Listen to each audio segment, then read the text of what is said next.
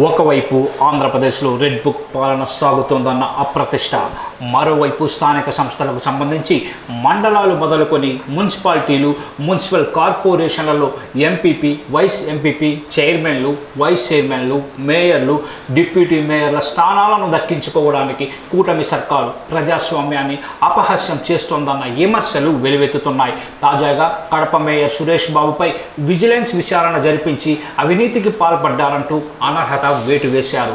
అలాగే పల్నాడు జిల్లా Macherla municipal chairman తురకా కిషోర్పై కూడా అనర్హత వేటు పడింది. అనుమతి లేకుండా వరుసగా 15 కౌన్సిల్ సమావేశాలకు హాజరు కాలేదనే కారణంతో తురకా కిషోర్ను మున్సిపల్ చైర్మన్ సీటు నుంచి గద్దెదింపారు.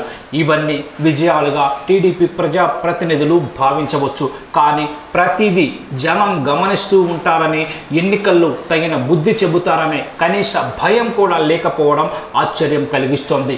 ఇప్పటికే స్థానిక సంస్థల ఎన్నికల పదవుల్ని వైసీపీ నుంచి లాక్కోవడానికి కూటమి నేతలు అన్ని హద్దులు దాటారనే విమర్శలు కూడా వెలువెత్తాయి. ఇది ప్రజల్లో బాగా నెగిటివ్ అయింది.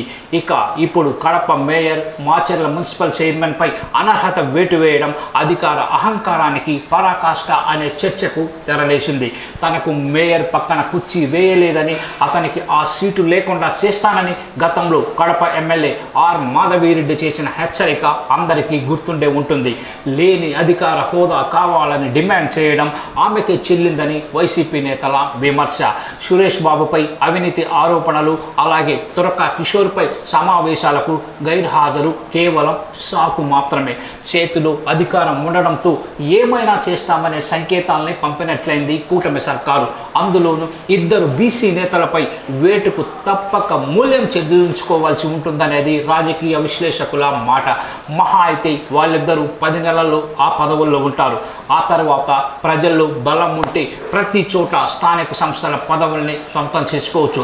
కానీ గద్దె దించామని చెప్పుకోవడానికి అన్ని రకాల హద్దుల్ని చెరిపేయడం తమ పాలనకు శోభనిస్తుందా, మచ్చ తెస్తుందా అనేది ఆలోచించుకోవాల్సింది పాలకులే.